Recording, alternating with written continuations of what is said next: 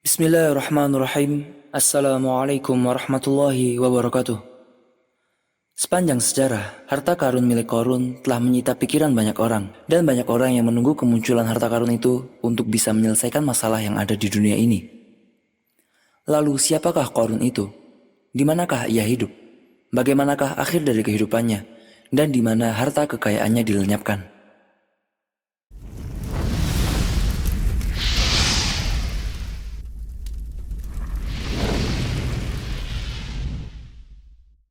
Dia ialah Qarun bin Yasar bin Qahid, laki-laki dari kalangan Bani Israel, kaum Nabi Musa alaihissalam. Para ulama menyebutkan bahwa Qarun ialah sepupu Nabi Musa alaihissalam dan ia menjabat sebagai menteri di kerajaan Fir'aun. Allah Subhanahu wa Ta'ala telah memberikan ia harta yang melimpah, sehingga dia menjadi perumpamaan bagi orang kaya yang melampaui batas. Telah disebutkan di dalam Al-Quran kisah tentang Qarun, sebagaimana Al-Quran menyebutkan bahwa kunci-kunci pembendaharaannya memiliki beban yang berat, sehingga hanya bisa dibawa oleh orang-orang yang kuat saja. Ini baru kuncinya saja, belum lagi isi dari kekayaan pembendaharaannya. Akan tetapi Qarun menjadi zalim terhadap kaumnya dikarenakan harta kekayaannya. Allah Subhanahu wa Ta'ala berfirman dalam surat Al-Qasas, Inna Qaruna kana min qaumi Musa fabagha alaihim wa atainahu minal kunuzi ma inna mafatihahu latanu'u بالعصبة أولي القوة إذ قال له قومه لا تفرح إن الله لا يحب الفرحين. Sesungguhnya Qarun adalah termasuk kaum Musa. Ia berlaku aniaya terhadap mereka, dan kami telah menganugerahkan kepadanya pembendaraan harta yang kunci-kuncinya sungguh berat dipikul oleh sejumlah orang yang kuat-kuat. Ingatlah ketika kaumnya berkata kepadanya, "Janganlah kamu terlalu bangga.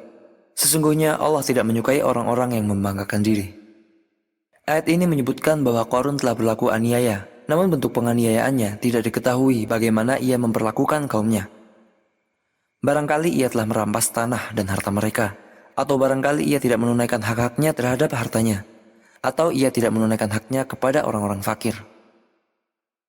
Orang-orang bijak dari kaumnya telah menasihatinya dan memperingatkannya agar tidak bangga dalam kesombongan yang ia miliki, karena ditakutkan akan mendatangkan bencana di muka bumi. Mereka memperingatkannya bahwa harta ini hanyalah pemberian dari Allah Subhanahu wa Ta'ala, jadi dia harus berbuat baik dan bersedekah dari hartanya. Namun Qarun tidak mendengarkan nasihat itu, bahkan ia menanggapi dengan perkataan yang mengakibatkan adanya banyak kerusakan. Qala innama utituhu ala ilmin 'indi. Qarun berkata, "Sungguhnya aku diberikan harta itu karena ilmu yang ada padaku." Sungguh kesombongannya telah melupakan ia dari zat yang memberikan harta itu, dan ia telah dibutakan oleh kekayaannya. Suatu hari Qarun pergi menemui kaumnya dengan segala perhiasannya. Hati orang-orang bergejolak. Mereka berharap untuk memiliki apa yang telah diberikan kepada Qarun, dan mereka merasa bahwa dia dalam kebaikan yang besar. Lalu kaumnya yang mendengarnya dari kalangan orang-orang yang berilmu dan beriman mengatakan kepada mereka, "Celakalah kamu telah tertipu. Waspadalah terhadap sesuatu yang menggiurkan itu, dan takutlah kepada Allah. Ketahuilah bahwa pahala Allah lebih baik dari perhiasan ini, dan apa yang dimiliki oleh Allah lebih baik dari apa yang dimiliki oleh Qarun." Dan ketika limpahan harta Qarun mencapai puncaknya, orang-orang datang berdesakan untuk menemuinya. Maka datanglah kekuatan ilahi yang mengakhiri huru-hara tersebut dengan membenamkan harta kekayaannya di dalam bumi dalam sekejap mata. Allah Subhanahu wa Ta'ala berfirman, فَخَسَفْنَا بِهِ وَبِدَارِهِ الْأَرْضَ فَمَا كَانَ لَهُ مِنْ فِئَةٍ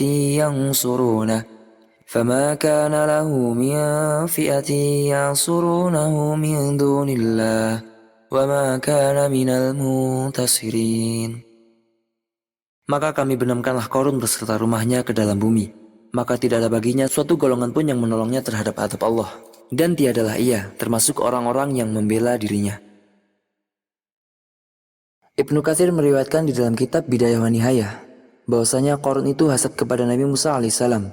Dan suatu hari ia bertemu dengan Nabi Musa alaihissalam dan berkata, "Wahai Musa, jika engkau diutamakan dengan kenabian, maka aku telah diutamakan dengan banyak harta. Dan jika engkau ingin pergi, maka jangan lupa doakan aku dan aku akan mendoakanmu." Lalu Nabi Musa alaihissalam pun pergi beserta Qarun kepada kaumnya.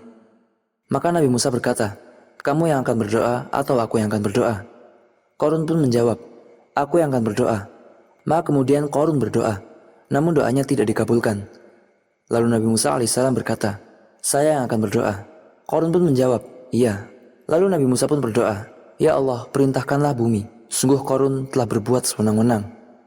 Kemudian Nabi Musa alaihissalam melanjutkan, wahai bumi, telanlah ia. Maka bumi pun menelannya sampai kakinya. Nabi Musa pun berkata lagi, wahai bumi, telanlah ia. Lalu bumi pun menelannya sampai lutut. Kemudian Nabi Musa berdoa lagi, maka bumi menelannya sampai bahunya. Musa berkata, telanlah harta dan perhiasannya. Maka bumi pun menelannya, sehingga kaumnya pun melihatnya. Lalu Nabi Musa alaihissalam mengisyaratkan dengan tangannya seraya berkata, pergilah. Maka bumi pun meratakan mereka. Dan diriwayatkan juga bahwasanya ia dan hartanya dibenamkan sampai hari kiamat. Diriwayatkan pula dari Ibnu Abbas bahwa ia dan hartanya telah dibenamkan sampai ke 7 lapis bumi. Para ulama berbeda pendapat berkenaan dengan sumber kekayaan Qarun. Ada 2 pendapat dari mereka. Pendapat pertama bahwasanya sumber kekayaan Qarun berasal dari perdagangan, dalam arti ia pandai dalam berdagang. Pendapat kedua mengatakan bahwasanya dia ialah seorang ilmuwan kimia. Dia mengambil sepertiga ilmu itu dari Nabi Musa alaihissalam, dan sepertiga lagi dari Nabi Harun, dan sepertiga terakhir dari Yusha bin Nun, Pemuda yang berangkat bersama Nabi Musa alaihissalam dalam perjalanannya menemui Nabi Khidir. Dikatakan juga bahwa Allah Subhanahu wa taala mengajarkan ilmu kimia kepada Nabi Musa alaihissalam, dan Nabi Musa alaihissalam mengajarkan kepada saudara perempuannya, dan saudara perempuannya mengajarkan kepada suaminya, Qarun. sehingga ilmu Qarun telah menjadi sama dengan istrinya. Sebagaimana istrinya telah mampu membuat emas dari tanah, Qarun pun mampu membuat pintu-pintu istananya dari emas, sehingga semakin bertambah kekayaannya yang membuat ia tertipu dengan kekayaan itu. Sebagian peneliti mengatakan bahwa harta simpanan Qarun Ditemukan di daerah ujung barat daya Danau Qarun di kota Fayum, negara Mesir.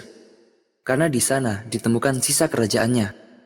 Dikatakan bahwasanya di sanalah bekas istana Qarun yang dikisahkan di dalam Al-Quran, yang Allah benamkan semuanya kecuali sedikit yang dijadikan sebagai pelajaran bagi umat manusia.